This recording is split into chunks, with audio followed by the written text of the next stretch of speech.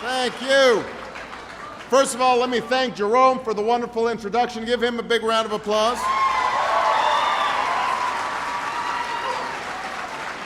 We've got a number of elected officials who are here who I want to acknowledge. We've got the Lieutenant Governor, John Garamendi. Give the Lieutenant Governor a big round of applause. We've got the Secretary of Labor, Hilda Solis, who is here. We've got an outstanding member of Congress, Representative Loretta Sanchez.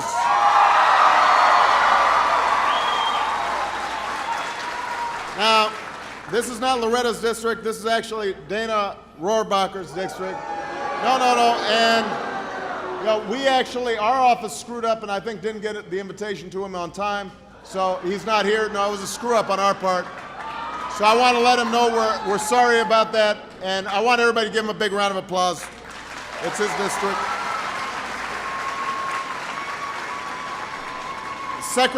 Secretary of State Deborah Bowen is here. State Comptroller John Chung is here. Superintendent of Public Instruction Jack O'Connell is here. And I've got a couple of others. We've got the Mayor of Santa Ana, Miguel Pulido, who's here. Let's see who else. We have State Senator Jose Correa is here. We have State Representative Jose Solorio here. We have the State Democratic Party Chair Art Torres is here. And a great friend and supporter, Steve Wesley, is here. Give everybody a round of applause. I hope I did not miss anybody. Now, and all of you are here. Give yourselves a big round of applause.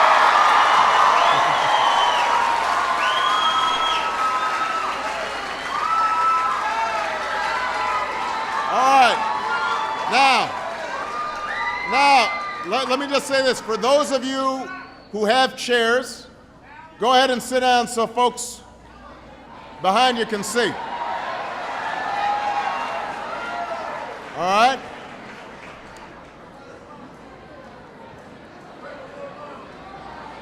Make sure to sit down if you've got a chair. We'll have time to shake hands afterwards.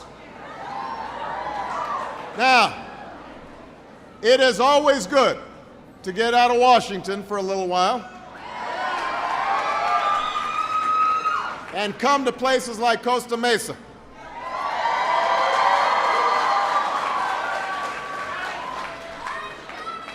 The climate is a lot nicer, and so is the conversation. So I am looking forward to taking your questions in a few minutes and talking to you about your concerns. But before I do, I want to say a few words at the top. And I'm going to start off just by talking about these AIG bonuses you've been hearing about. Now, I know a lot of you are outraged about this. Rightfully so, I'm outraged too. It's hard to understand that a company that's relying on extraordinary assistance from taxpayers to keep its doors open would be paying anybody lavish bonuses. It goes against our most basic sense of what's fair and what's right. It offends our values. But these bonuses, outrageous as they are a symptom of a much larger problem. And that's the system and culture that made them possible. A culture where people made enormous sums of money taking irresponsible risks that have now put the entire economy at risk. So we're going to do everything we can to deal with these specific bonuses. And I know Washington's all in a tizzy and everybody's pointing fingers at each other and saying it's their fault, the Democrats' fault, the Republicans' fault. Listen, I'll take responsibility. I'm the president. So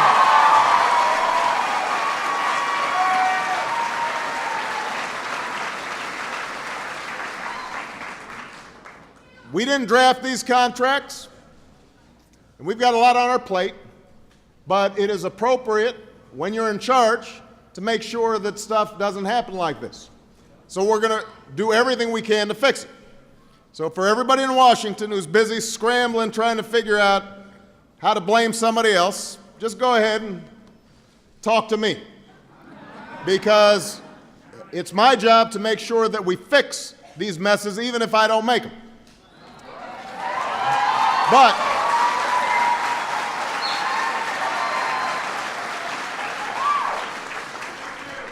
But what's just as important is that we make sure we don't find ourselves in this situation again, where taxpayers are on the hook for losses in bad times, and all the wealth generated in good times goes to those who are at the very top of the income ladder.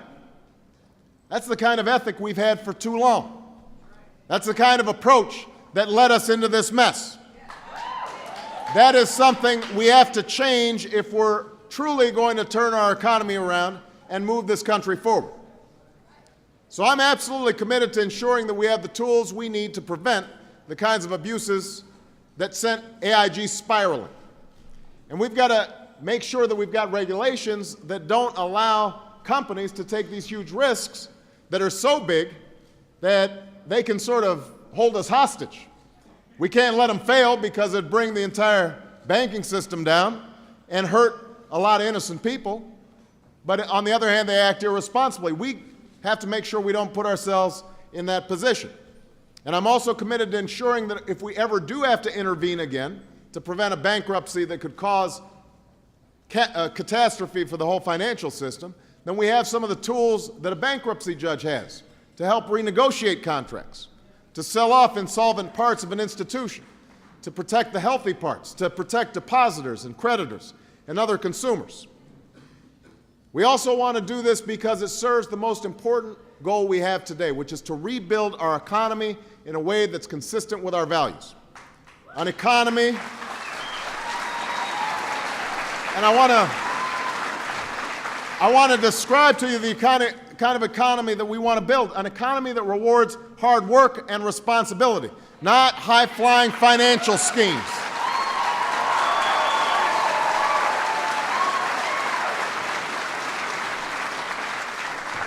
An economy that's built on a strong foundation, but not one that's propelled by overheated housing markets and maxed out credit cards. In other words, we want to build an economy that offers prosperity for the long run. You remember that ad that they used to have out there that said, we earn money the old-fashioned way we earn it? Well, we need to get back to that philosophy, because that's what all of you do. You're out there earning a living, and we've got to reward people who are working hard, not the bubble and bust economy we've experienced in recent years.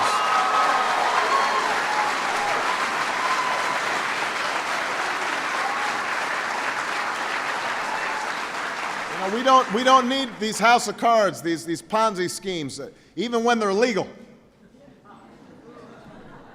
where relatively few do spectacularly well while the middle class loses ground. You know what I'm talking about.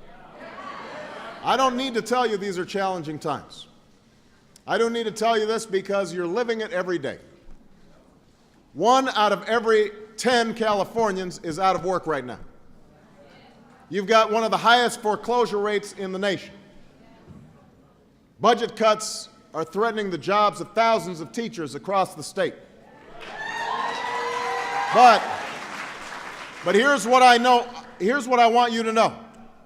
We are not only going to make it through this crisis, we are going to come out on the other side a stronger and more prosperous nation.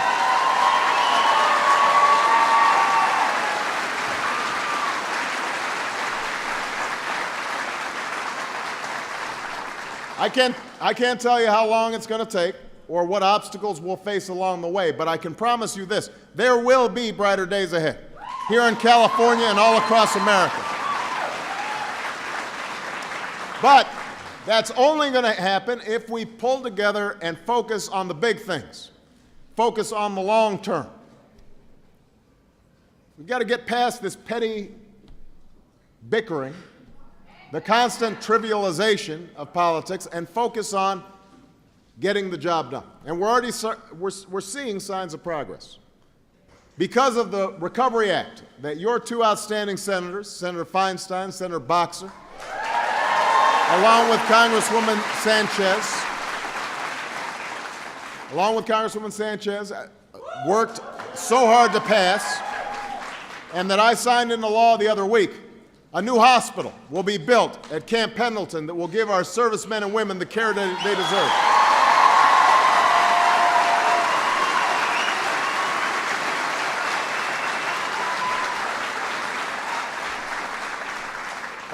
Over in Inglewood, the police department's planning to expand its staff by 30 people. Orange County is hoping to add a new lane on SR 91, creating about 2,000 jobs and easing congestion in the process. These are just a few of the 396,000 jobs we will create or save in California, and the 3.5 million jobs we will create or save across America over the next 2 years.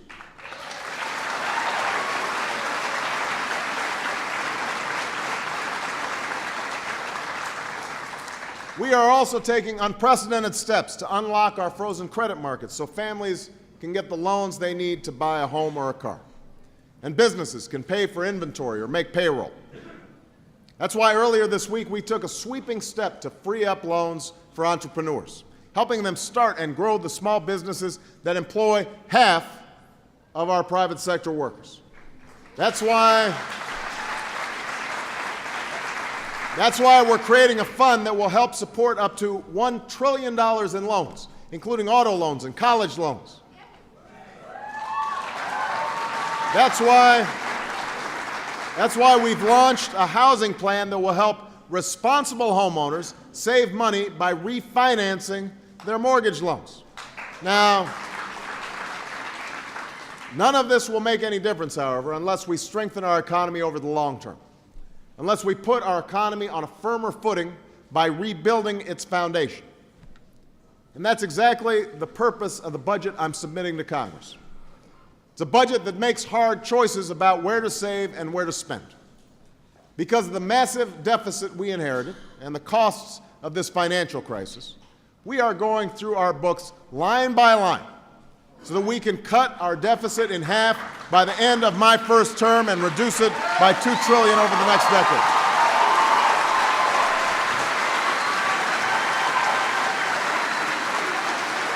Now, what we will not cut are investments that will lead to real growth and real prosperity. Investments that will make a difference in the lives of this generation and future generations. Let me give you some examples. Because of spiraling healthcare costs that are crushing our families, dragging down our entire economy, and represent one of the fastest growing parts of our federal and state budgets, we've made a historic commitment to healthcare reform in this budget. Reform that brings us closer to the day when healthcare is affordable and accessible for every single American.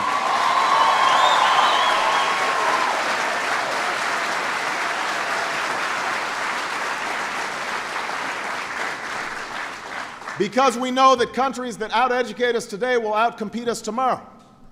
This budget invests in a complete and competitive education for every American, in early childhood education programs that work, in high standards and accountability in our schools, in finally putting the dream of a college degree or technical training within reach for anyone who wants it.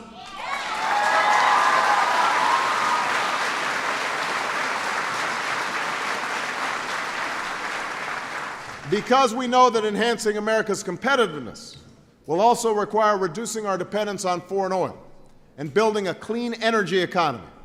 This budget will spark the transformation we need to create green jobs and launch renewable energy companies right here in California.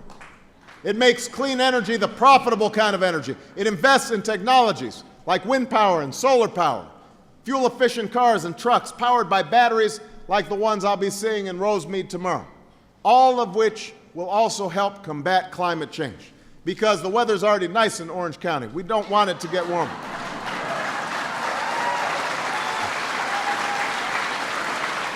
So, that's what this budget does. Now, here's what the budget does not do. I love you back.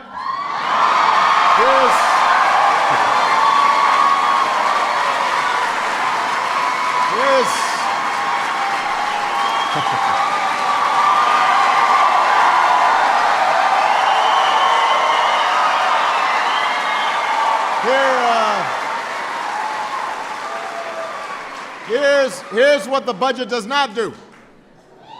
It does not raise the taxes of any family making less than $250,000 a year by a single dime.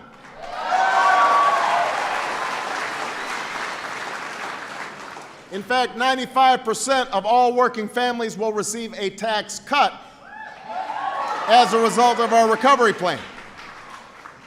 Now, there are those who say these plans are too ambitious. We should be trying to do less, not more. Obama's trying to do too much, they say. Just focus on Wall Street, focus on the banks. Well, I say our challenges are too large to ignore. The cost of health care is too high to ignore. The dependence on oil is too dangerous to ignore. Our education deficit is too wide to ignore.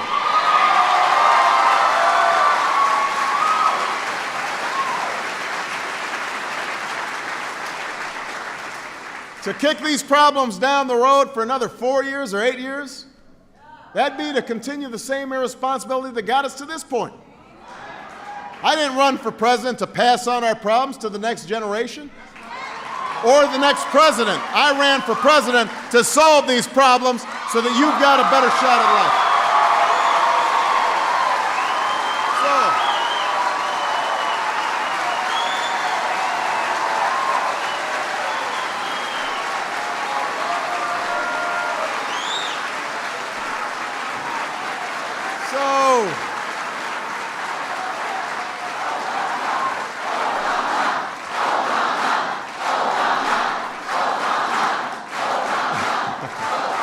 So, I know folks in Washington and folks on Wall Street are saying, no, one problem at a time, our problems.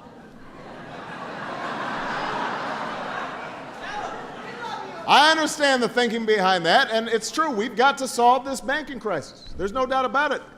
Not because I'm that concerned about the bankers, but because I'm concerned about you. And we've got to get liquidity and credit flowing again to small businesses, to people who want to buy a car, who want to refinance a home. So I understand their thinking about solving that problem, but you know, I've said before, when you're president, you've got to walk and chew gum at the same time. It'd be nice if I could just pick and choose what problems to face and when to face them and say, no, I'm sorry, hold off on health care. Afghanistan, let's put that aside for a while. And I would sleep a little easier, but that's not the way it works. It doesn't work that way for you. It doesn't work that way for you. You don't get to choose between paying your mortgage bills or your medical bills. You don't get to choose between paying your kids' tuition and saving enough for retirement. You don't get to say, well, I'm sorry, hold on a second. I really got to take on some issues at home here, so I don't think I'm going to go to work for a week. It'd be nice to do, but you don't do that. You need to take all these problems on. And you need a government that's going to help you on all these problems, that will do the same. That's what leadership's all about. And that's what this debate on the budget is all about whether we are willing to do what needs to be done, not only to get our economy moving right now, but to put it on the road to lasting shared prosperity.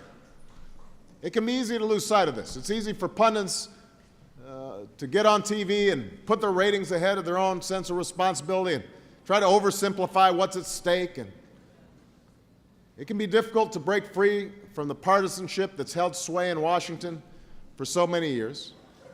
But that's what we have to do. That's what this moment requires. For all of you know deep down, and what folks in Washington sometimes forget, in the end, a budget is not merely numbers on a page or a laundry list of programs. It's about your lives, it's about your families, It's about your dreams for the future. You did not send us to Washington to stand in the way of your aspirations. You didn't send us there to say no to change. You sent us there to get things done and bring about change, and that's what I intend to do. But I can't do it without you. I can't do it without you, the American people. That's why I'm here today, because it will take all of us talking with one another and all of us working together to see our nation through this difficult time and bring about that brighter day. So, I hope you're all ready to get to work. I want to thank you all for this opportunity to speak with you. Here's what we're going to do. We're going to open it up to questions. And I know there are a lot of folks back there too. So I'm going to try not to completely discriminate to folks who got here and here in front. There are no rules to this except a couple. First of all, nobody's been pre-selected here, so I don't mind if you want to take me to task, and if you think I'm a bum and doing a bad job, you go ahead and ask your question. The only thing I'd ask is everybody raise their hands, number one. Not everybody now, I mean everybody who has a question. Number two is that I'm going to go girl, boy, so that's fair. Number three, I would ask that everybody try to keep their question relatively brief so that we can get as many questions in as possible. Now, it doesn't have to be a question, it can be a comment as well, but we want to try to keep the speeches to a minimum. And I will try to also answer questions as briefly as possible. Okay? All right, and I hope you don't mind. I'm going to take off my jacket. If you guys are hot, I'm hot. Okay.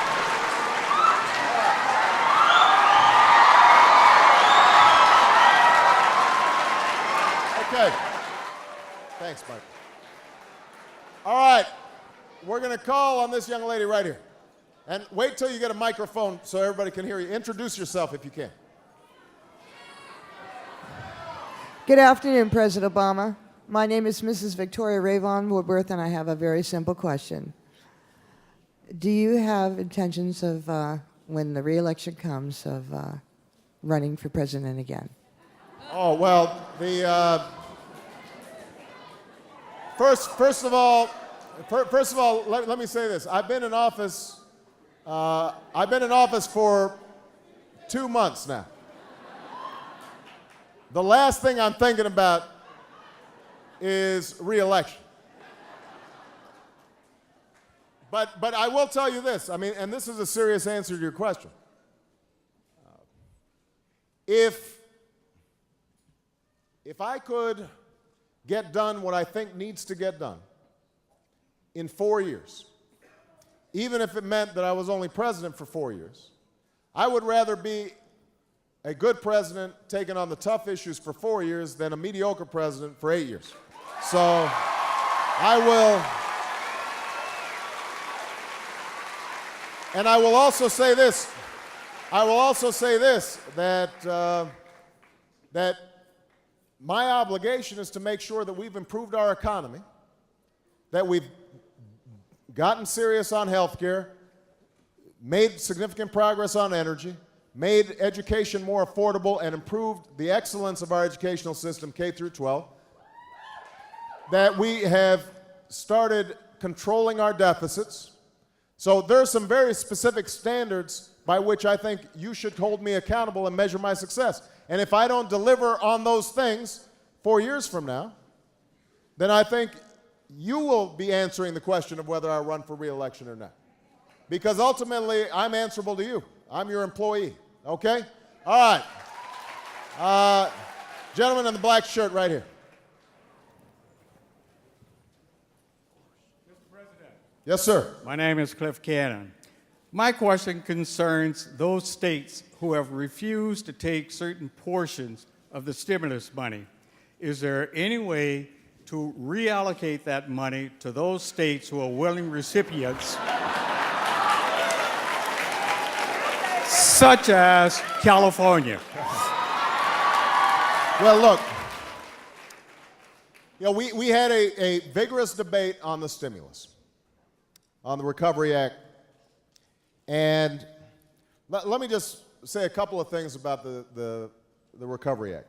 Number one, there was almost uniform consensus among both conservative and liberal economists that when you have the economy on such a free fall, that you need a big stimulus to try to make sure that goods and services are still being purchased and that the decline in demand as consumers pull back is being filled.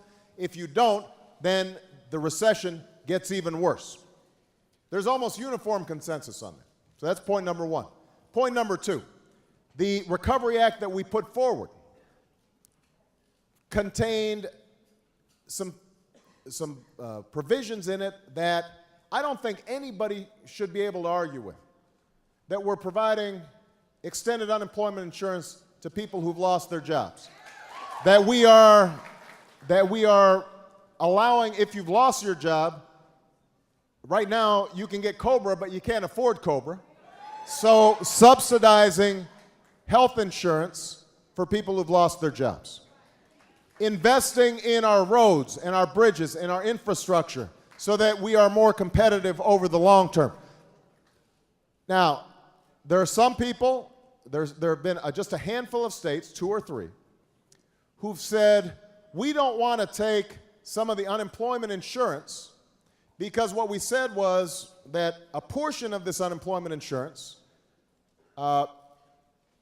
you have to make it more available to people who are temporary workers or part-time workers because the labor force has changed and there are a lot of people, particularly women, who, they may have children, they may be working part-time, but when they lose that job, it's tough for them. So we've got to modify how we think about unemployment insurance. And they've said, well, we don't want to change how we do things. I think that's a mistake. And I think that the folks in those states should let them know that it's a mistake, and I'm still hopeful that they may end up changing their minds. But I will keep in mind what you just said, which is there's at least one guy in California who's willing to take the money. So, can I make one last point? I hope you don't mind. Can I make one last point about this stimulus package? I want to make a larger point about the deficit and the national debt. Because the main argument that you're hearing right now in opposition to some of our economic plans, including our budget, is you've got all this money going out, you're creating huge deficits and debt, and that's irresponsible. Well, first of all, most of these critics presided over a doubling of the national debt. We are inheriting a $1.3 trillion deficit. So they don't have the standing to make this criticism, I think, given how irresponsible they've been.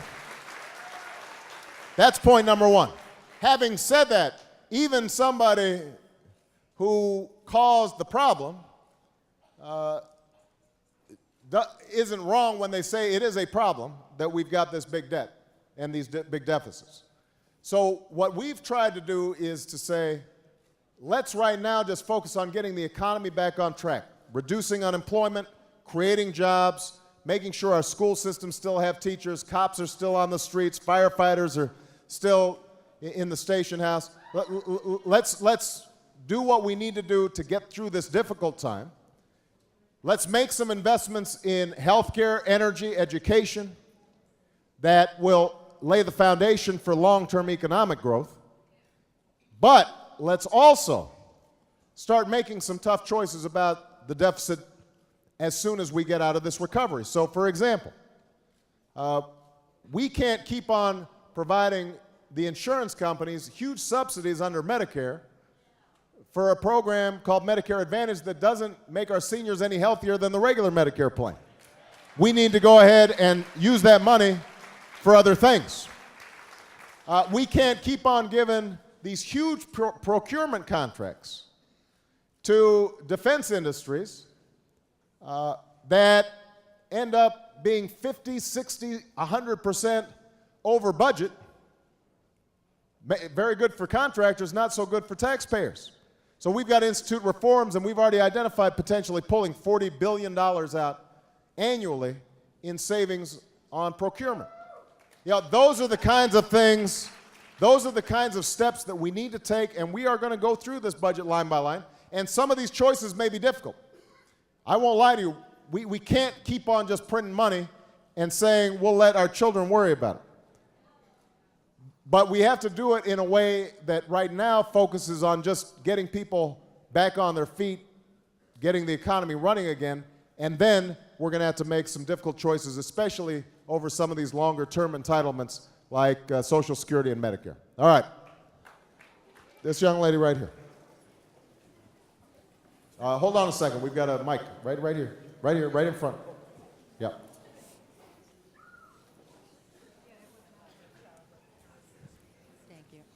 Hello, Mr. President. Hello. My name is Joan Earhart, and I'm a community bank SBA lender, and have proudly been one for 20 years. We're very, very excited about the stimulus package, and we are going to do everything we can to get the money out there, including financing the construction projects that you're talking about. However, as a lender and as a bank, we have a problem that I feel needs to be addressed. When we make loans that are less than the normal quality, even with the SBA guarantee, the regulators tend to criticize us. And when they criticize us, they make us set aside reserves as if the loan is going to be bad, and that eats into our capital. That's part of the problem that the banks are having right now and why they needed the TARP money.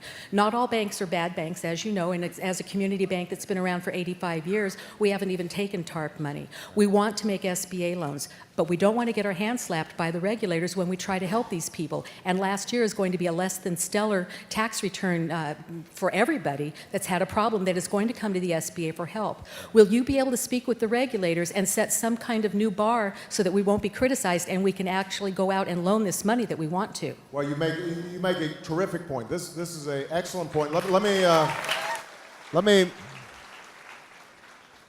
me say a couple of things on this. First of all, just so everybody caught the issue here, there are a lot of community banks, smaller banks, local banks that did not act irresponsibly. They weren't involved in buying some of these weird financial instruments that didn't work. They're not paying out $100 million bonuses. You don't look like you got a $5 million bonus.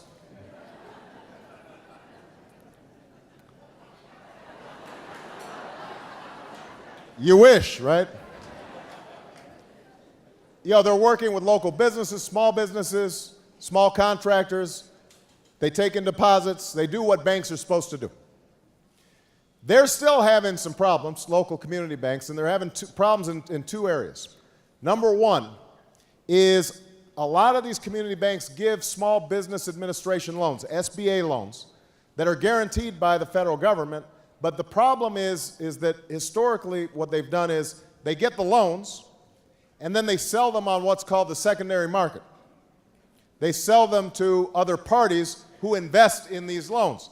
The problem is all these secondary markets have all frozen up right now because everybody's so nervous about all these losses that have been happening on Wall Street. So we just announced this week a program that will allow the Treasury Department to buy these loans directly from the community bank. So if you've got $5 million worth of loans, SBA loans already on the books, you can sell them to Treasury.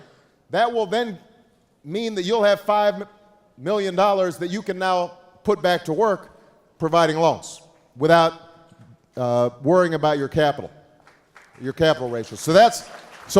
You should find out, this is on our website, the White House website, it will tell you about this program. Now, you're right, though, we still have a problem that a lot of small businesses are seeing their credit lines restricted And part of that has to do with the issue you're talking about, which is regulators may be saying to banks, look, we're worried about all these losses, so pull back on what you consider riskier loans. Well, if you've got a credit line to a small business and they're seeing some of their business dry up right now, then you might be saying to yourself, maybe I can't continue that credit line. We don't have direct authority. The White House does not have direct authority over these regulators. These regulators are supposed to be somewhat independent from politics.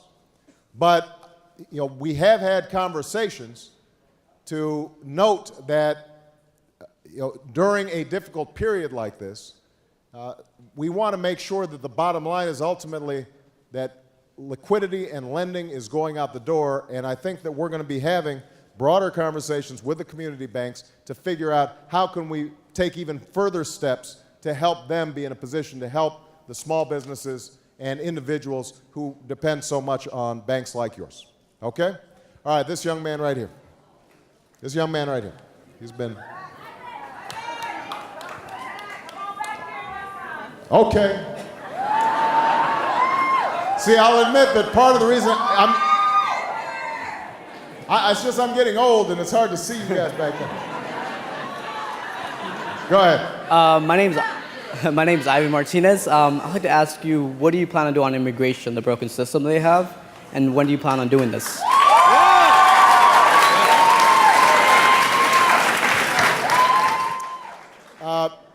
I just met with the Congressional Hispanic Caucus today, which Congresswoman Sanchez is a member of, to talk about this issue directly. As many of you know, during the campaign, I was asked repeatedly about this, and I reiterated my belief that we have to have comprehensive immigration reform. Now, I know this is an emotional issue. I know it's a controversial issue. I know that the people get real riled up politically about this. But ultimately, here's what I believe. We are a nation of immigrants, number one. Number two, we do have to have control of our borders. Number three, that people who have been here for a long time and put down roots here have to have some mechanism over time to get out of the shadows, because if they stay in the shadows, in the underground economy, then they are oftentimes pitted against American workers. Since they can't join a union, they can't complain about minimum wages, etc. They end up being abused, and that depresses the wages of everybody, all Americans.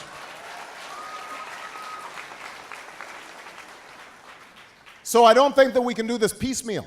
I think what we have to do is to come together and say, we're going to strengthen our borders. And I'm going to be going to Mexico. I'm going to be working with President Calderon in Mexico to figure out how do we get control over the border that's become more violent because of the drug trade. We have to combine that with cracking down on employers who are exploiting undocumented workers. We have to make sure that there is a verification system to find out whether somebody is legally able to work here or not. But we have to make sure that that verification system does not discriminate just because you've got a Hispanic last name or your last name's Obama. You've got to, and then you've got to say to the undocumented workers, you have to say, look, you've broken the law. You didn't come here the way you were supposed to. So this is not going to be a free ride. It's not going to be some instant amnesty. What's going to happen is you are going to pay a significant fine. You are going to learn English. You are going to go to the back of the line so that you don't get ahead of somebody who was in Mexico City applying legally. But After you've done these things over a certain period of time, you can earn your citizenship. So that it's not something that is guaranteed or automatic. You've got to earn it, but over time, you give people an opportunity. Now, it only works, though, if you do all the pieces. I think the American people, they appreciate and believe in immigration, but they can't have a situation where you just have 500,000 people pouring over the border without any kind of mechanism to control it. So we've got to deal with that at the same time as we deal in a humane fashion with folks who have put down roots here, have become our neighbors, have become our friends. They may have children who are U.S. citizens. That's the kind of comprehensive approach that we have to take. All right? Okay. All right, I promised to go back there. I promised to go back there, but I can't see anybody, so, but it's a girl's turn. It's a lady's turn. There's a whole bunch of folks just kind of waving. One young woman from the back. Just go ahead and, somebody with a mic, go find somebody. There you go. I can't see her. Thank you. Hi, my name, oops, that's really loud. My name is Isa, and I'm a teacher in Santa Ana who just, thank you. And I got my RIF notice on Saturday. And I'm sorry, you got what notice? My RIF notice, which means I'm going to be intention to be laid off. A pink slip. Yes, a pink slip. That's why I'm wearing pink. My pants too. My question, hold it up. Okay. My question is, I'm so nervous. Okay. Thank you for coming. You're doing great. I just love you. Okay. Our class sizes are between 36 and 44. This is normal. I've been in the district for over 25 years. I have seen what our kids can do when someone cares. The Teacher of the Year also received a pink slip. We're talking about quality teachers being laid off because of something. I don't know what. Tomorrow we have a meeting. My real question is, you have put money towards retention.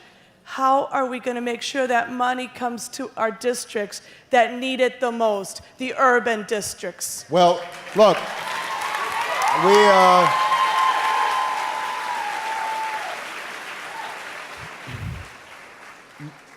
almost all of the money that's going to states under the Recovery Act for education is designed to retain teachers. Almost the lion's share of it. I mean, there's some money for school construction as well, and there's some money for innovation, because we can't just put more money into the schools without also reforming the schools and making them better. But a huge, right now, the biggest chunk is for teacher retention. It generally flows in the same way that Title I monies flow, so that there should be a formula that the states are working with in terms of how it's allocated to various districts. I don't know the exact figures here in California or what would happen in terms of this school district. Your school superintendent is here, though. There he is right here. So, wait. Hold on a second. Hold on. Hey, hold on a second. It's not his fault that the states run out of money. So, he was in a meeting with Arnie Duncan, our Secretary of Education, and I stopped by in the meeting, and these were the school superintendents for all across the country to come together and work on how do we both deal with the immediate short-term crisis, but also how do we think about long-term reforms. You're right that class size is something that we've got to deal with. You can't have a fifth grade class with 40 kids. There's no teacher who can deal with 40 kids all at the same time, especially if many of them are at different levels in terms of reading and math skills and so forth. So we've got to do something about that. But what's also true, though, is We've got to provide better teacher training. There are teachers who may not know their subject matter as well as they should. They've got to be given more time for professional development. We've got to have more flexibility, I believe, in terms of how we reward teachers. I think that it is important for us to make sure that we have assessments that everybody can agree, because ultimately, we've got to know that our kids are meeting high standards. Now, it can't just be a single high-stakes standardized test, but we do need to have strong, powerful measures of performance, because schools are like anything else. We can't afford our kids to be mediocre at a time when they're competing against kids in China and kids in India who are actually in school about a month longer than our kids. So there's a whole bunch of reforms that we're going to have to do. And the last point that I always make, so I'll make this again, is we've got to do our jobs as parents. You can't put all the burden on a teacher.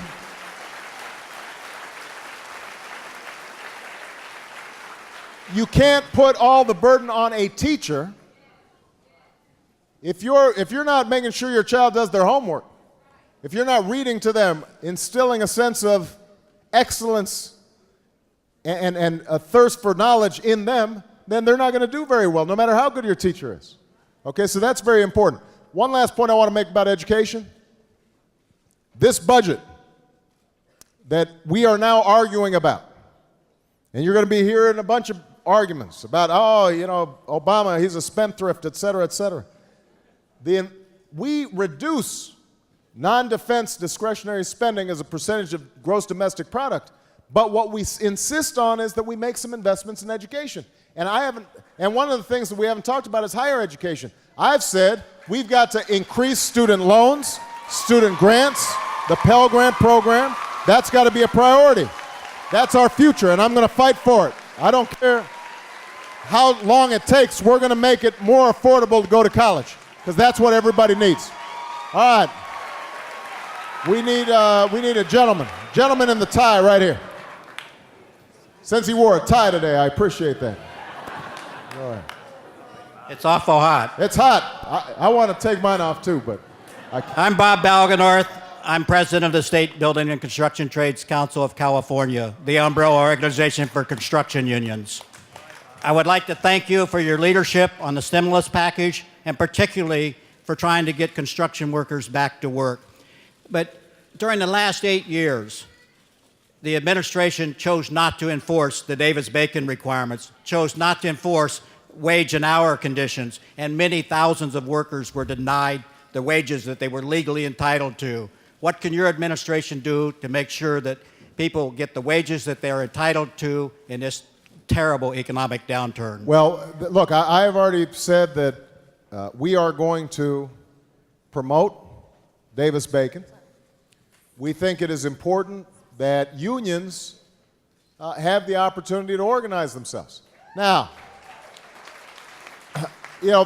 sometimes, the business press says, oh, that's anti-business. And whenever I hear that, I'm always reminded of what Henry Ford said when he first started building the Model T. And he was paying his workers really well. And somebody asked him, they said, why are you paying your workers so well?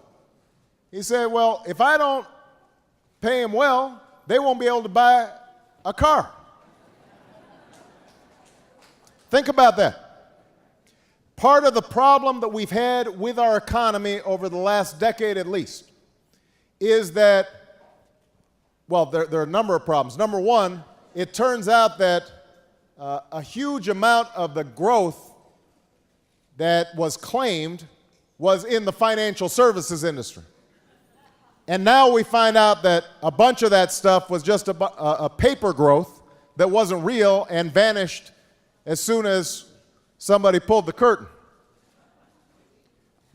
Another part of the problem with our economy and the way it was growing was that wages and incomes for ordinary working families were flat for the entire decade. Now, I don't need to tell you this because you've experienced it in your own lives. You're just barely kept up with inflation, while people at the very top And look, I'll be honest with you, I'm now in that category. We were seeing all the benefits. So when I say that we should make it easier for unions to organize and observe Davis-Bacon,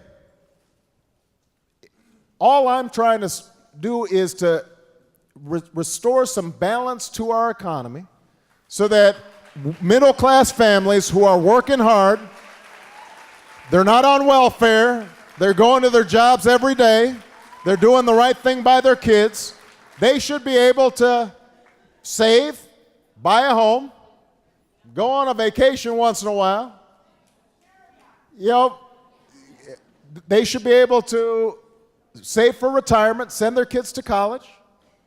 That's not too much to ask for. That's the American dream. And the only way we get there is if we have bottom-up economic growth instead of top-down economic growth. And that's why the debate about this budget is so important. Let's talk tax policy for a second.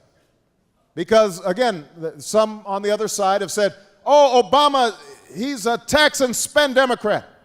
Tax and spend. Well, it turns out, yes, you know what I've said is we should return to the tax rates that we had under Bill Clinton, which means this. Which means that for people who are making more than $250,000 a year, they would pay, instead of 36%, they'd pay 39%. It's like a 3% increase on their tax rate. Now, these folks can afford it. They were rich. They were rich back in the 90s. It's not like suddenly they're going to have to go to the poorhouse. But what that does is it allows us to pay for health care reform for a lot of people who are out there working every day but are just one illness away from bankruptcy. Now, I don't think that's unreasonable. I don't think that's socialism. I think that's part of understanding that we're all in this together, and that if the middle class is doing well, if working people are doing well, then everybody does well. Then they can buy products and services, and businesses will succeed. That's the philosophy that we are pursuing in this budget. That's why I need your support. I'm going to take two more questions. Back here, because these folks have been in the lights, so they're really hot. So we gotta make sure that, anybody have a mic back here? No? No mics over here? All these folks can't just be props back here, just sitting here. Gotta give them a little love. All right, it's a ladies' turn.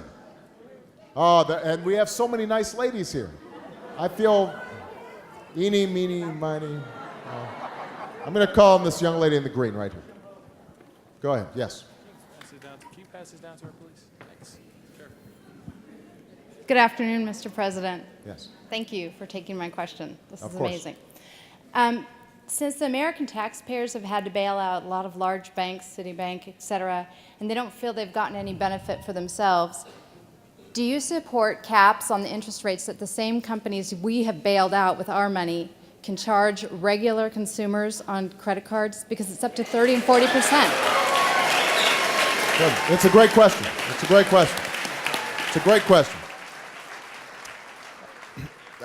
This was a really good question. First of all,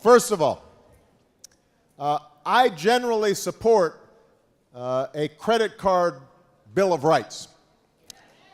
Even setting aside the whole issue of TARP and who's been getting TARP and who hasn't been getting TARP, the truth of the matter is that the banking industry has used credit cards and pushed credit cards on consumers in ways that have been very damaging. There's a woman named Elizabeth Warren, who's a professor at Harvard, who did a great deal of study around this. And she made a simple point. You know, if you bought a toaster and the toaster blew up in your face, there'd be a law a consumer safety law that would protect you from buying that toaster. But if you get a credit card that blows up in your face, that starts off at 0% interest, and once they kind of suck you into buying a bunch of stuff, then suddenly it's 29%. And if you're late 2 days, suddenly, you just paid another $30. And all kinds of fine print that a lot of folks didn't understand. Well, somehow that's okay. So just putting aside the issue of TARP, I think generally having some consumer safety, some consumer protection around credit cards is important. Now, all of us, I think a lot of people have learned their lesson with credit cards. And credit cards can be an important convenience, but generally speaking, if you're just running up your credit card and you don't think that there's a bill to be paid, you've got problems.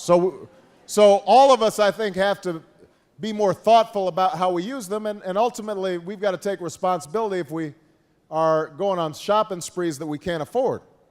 On the other hand, it's also important that we have consumer safety laws, and that's something that I want to promote and get done as President of the United States. Now, let me talk about the larger issue of banks just for a second. Because a lot of people I know just are so frustrated, and I am so frustrated with this banking situation. I just want to just briefly explain to you sort of what's happened. These banks purchased a lot of what are securitized mortgage instruments. They took a lot of these subprime loans and they bundled them up. So they weren't just holding a mortgage, they were holding a whole bundle of mortgages that were made into a security, a stock. And they were sliced up, and so you could buy different pieces of these mortgages. And unfortunately, what ended up happening was a bunch of these mortgages, and this was certainly true in California, it was true all across the country, a bunch of these mortgages were based on people who never had the income to buy the house. Nobody tried to verify whether or not they could actually afford it. It was based on these complicated mathematical formulas. And then what happened, and this is where AIG and some other companies come in, what happened was, since the banks knew that there might be some risk around having these financial instruments, they bought these things called credit default swaps that were supposed to be guarantees or insurance on these instruments, or on these securities, these mortgage-backed securities. The problem was companies like AIG, they'd sell like 50 policies without having the money to cover the possibility that they would all go belly up. So they were way over-leveraged, overextended, just as the banks were way over-leveraged and overextended. And in some cases, they'd take $1 worth of assets and they'd loan or use $30 off that $1 just to make bigger and bigger bets and take bigger and bigger risks out in the financial system. And these started getting into trillions of dollars. And as long as nobody was checking to see if anybody was going to be able to pay back these mortgages, and as long as housing prices were appreciating and this housing bubble was continuing, everybody was making a lot of money. So nobody wanted to check. And there was no serious regulation to say, hold on, stop a minute. You guys are getting way overextended. You're putting the entire financial system at risk. So when the economy started slowing down, and in some markets like Miami and here in California, the housing market starts really weakening. And suddenly some of these subprime loans start defaulting. This whole house of cards just began to collapse. Now, a lot of people say, well, why not just let the banks fail? Right? See, somebody's clapping. Why not just, they were making all these bad bets. Why don't we just let them fail, let them go bankrupt? What's the problem? Well, here's the problem. If you've just got one small bank, I mean, unfortunately, let's say take the community bank. What's the name of your community bank? Fullerton Community Bank. All right, now let's just say this. If Fullerton Community Bank fails, heaven forbid, we've got something called the FDIC, the Federal Deposit Insurance Corporation, that would take it over. It would guarantee all the deposits so you don't have to worry about your deposits. They're not at risk. And it would be able to kind of sort things out and then resell the bank fairly quickly, and it doesn't threaten the whole system as a whole.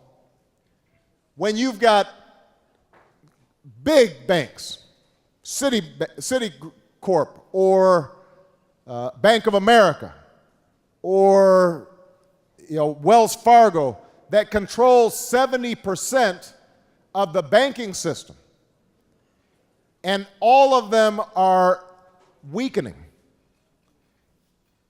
you can't afford to have all those banks all at once start going under. Even though the deposits might be guaranteed, you've got the entire economy resting on that credit. We've got to get that credit lending because they can take down businesses large and small alike if we don't make sure that they are still providing loans. And so we had to step in, and it was the right thing to do. Even though it's infuriating, even though it makes you angry because you're thinking I was responsible, and these folks are irresponsible, and somehow I'm paying for them, it was the right thing to do to step in. The same is true with AIG. It was the right thing to do to step in. Here's the problem. It's almost like they've got they've got a bomb strapped to them, and they've got their hand on the trigger. You don't want them to blow up, but you got to kind of talk them, ease that finger off the trigger.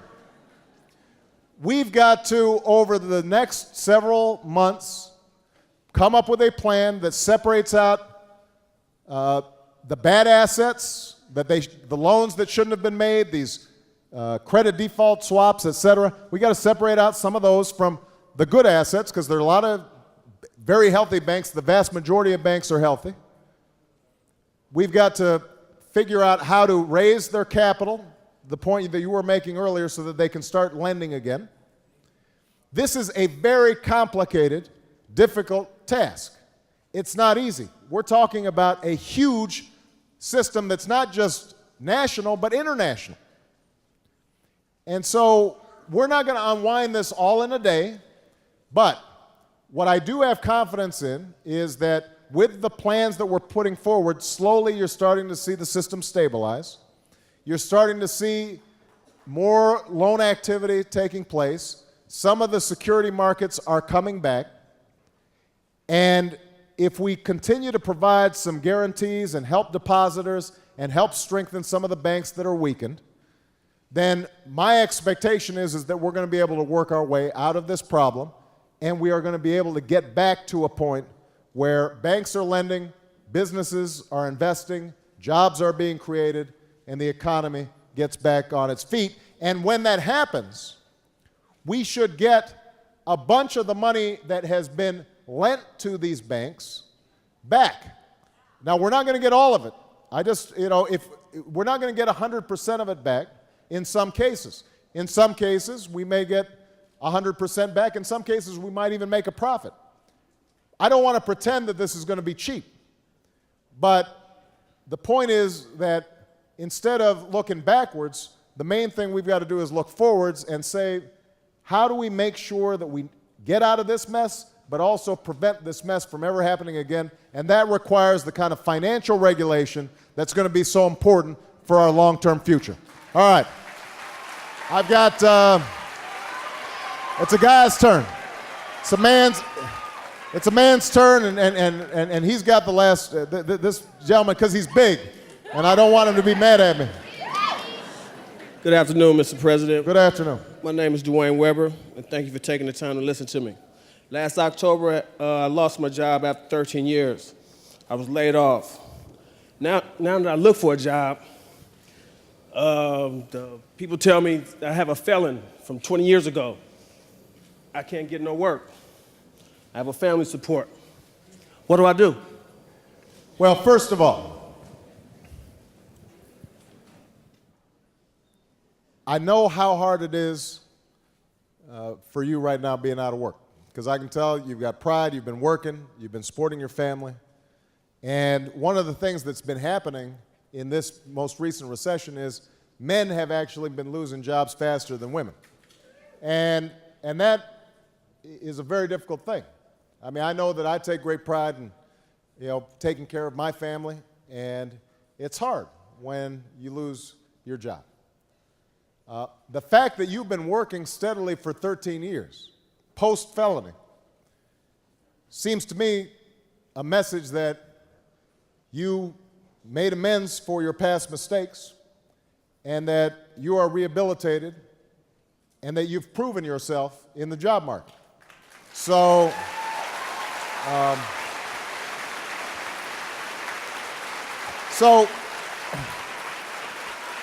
so in that sense, I think you're actually better off than a lot of folks who make mistakes and then never get that first job that allows them to rehabilitate themselves. They've got no employment history. They're just an ex-felon. They go in and nobody gives them a time of day, and oftentimes they end up getting back into trouble. Now, we're trying to set up some programs to help ex-felons make that transition. But frankly, based on what you're telling me, your problem is a problem that has nothing or less to do with your felony than the fact that the job market is really tough right now. And that's why all I can tell you is we are working as hard as we can to invest in construction and infrastructure, to invest in things like clean energy, building solar panels and wind panels and wind turbines and other things that point to a new manufacturing base and a new energy future. We're trying to create the jobs of the future, and we're trying to get this economy moving again, fix the banking system so that you start seeing more economic activity. I have confidence that you will find a job. I have confidence in you. But in the meantime, the most that I can do is to make sure that you've got unemployment insurance that you can rely on, that you've got COBRA that you can rely on, that your family is able to get some support during these difficult times, and then to try to get these jobs created as quickly as possible. What kind of work did you do? You looked in what? I worked in the auto industry for In Toyota. the auto industry. Well, let's talk about the auto industry for a second. Now, first of all, you worked for Toyota, which is obviously one of the best companies, and so when Toyota's having problems and laying off, that tells you how tough the problems are in the auto industry right now. We are going to have to work to move in the direction of fuel-efficient cars and trucks. I would have expected you to say that you were working for an American car company because they're having much bigger problems. But whether it's Toyota or GM or Chrysler or Ford or any company right now, the future is going to be in fuel-efficient cars. It's going to be in these plug-in hybrids. It's going to be in developing the battery technology that allows electric cars to run for 150 miles for every gallon of gas. And what we need to do is to invest in research and development around this clean energy auto technology. And one of the things that we've committed to doing in our budget is to spend $15 billion every single year in new technologies that maintain cutting-edge auto technologies that will ensure that good, efficient, clean cars are made right here in the United States of America, and hopefully we're going to put you back to work in the process. So, Thank you. all right, everybody. Thank you. Thank you, everybody. Take care now.